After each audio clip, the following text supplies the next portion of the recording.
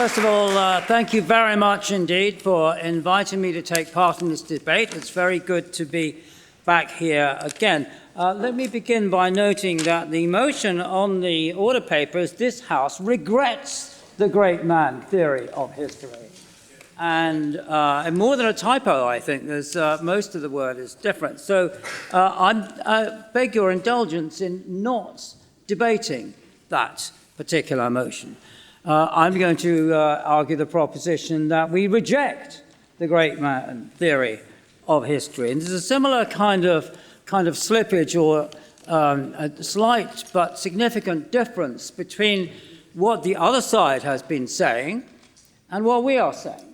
The other side seems to be saying that individuals do matter in history, that human beings have some kind of agency, and we're not disputing that. We're saying that individuals do matter in history.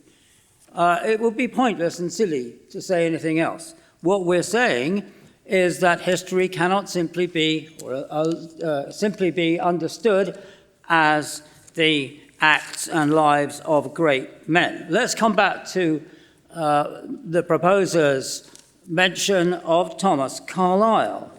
He said, I quote, "The history of the world is but the biography of great men. And everything that happens, he argued, has always been nothing but," and I quote again, "the outer material result, the practical realization and embodiment of thoughts that dwelt in the great men sent into the world." And his great men, always been men, of course, in this view, rather than women, are born and not made. They shape and mold history. They're not subject to any conditions or circumstances provided by it. And Carlyle put forward these ideas in his book, Heroes and Hero Worship. He argued that great men are, yes, sent into the world by God to be worshipped. Not without reason. Carlyle has been seen as one of the precursors of fascism.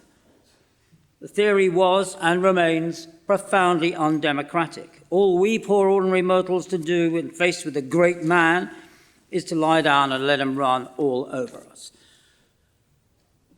But the experience of the 20th century has taught us to think of some men whose greatness, if we admit for a moment that they had greatness, was surely negative rather than positive. You won't be surprised if I take as my example the Nazi dictator Adolf Hitler. Was he a Carlylean figure who came from nowhere and imposed himself on the history of 20th century Germany and the world? Surely nobody can deny his extraordinary talents as a speaker, politician, military leader. But up to 1919, he was a nobody, an unsuccessful would-be artist, rank-and-file soldier, leader of a tiny ultra-nationalist party.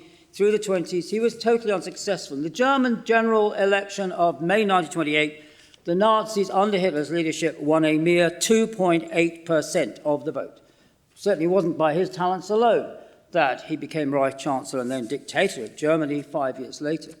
What happened, of course, was the economic and social cataclysm of the Depression, when the Wall Street crash in 1929 pulled the rug of American loans surrounded the German economy, causing bank crashes, business collapses, and more than 35% unemployment. Terrified by the growing threat of communism, determined to overthrow a democratic system that had only delivered economic failure, political chaos, and international humiliation, the political elite put him into power in 1933, even though Hitler had only just won, even then, just over a third of the vote.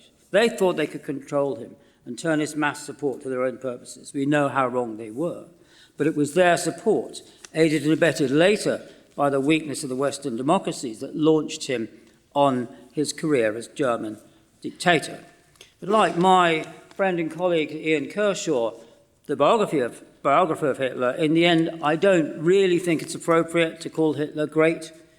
I'll leave that to you to debate. How about Churchill then? Well, when I was an undergraduate here in Oxford, I was, as it happens, the last undergraduate pupil of Sir Martin Gilbert before his appointment as Churchill's official biographer. And I've always admired Churchill's wartime leadership. But in 1981, an earlier biographer, Robert Rhodes James, published a book ending in the story in 1939 entitled Churchill, A Study in Failure.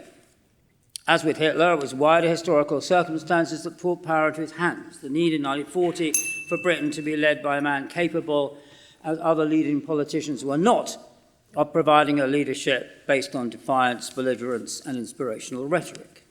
And I think the cult of the great man can lead to disaster in politicians who think they're great men when they obviously are not. Classic example in our own time, of course, has already been mentioned, Boris Johnson, author of the Churchill Factor quasi-biography, designed to point out supposed similarities between the wartime leader and the writer.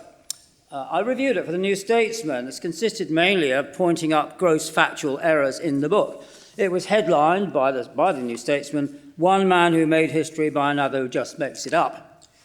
The book was obviously dictated into a recorder using notes provided by a researcher, and I was incautious enough in my review to say that reading it was like being cornered in the Drones Club by Bertie Wooster and harangued for hours on end. This led to quite a few readers complaining that I'd been unfair. Not to Boris Johnson, but to Bertie Wooster.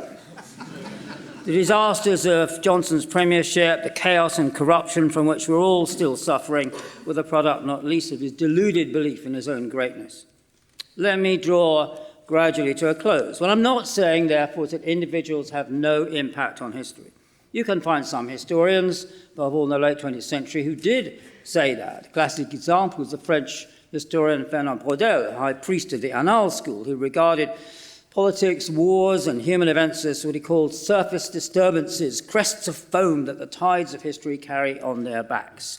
He denied human agency almost entirely, partly because he wrote the book, amazingly, from memory in a German prisoner of war camp when he was asserting the unchanging nature of La France profonde, unaffected by the temporary calamity of German occupation.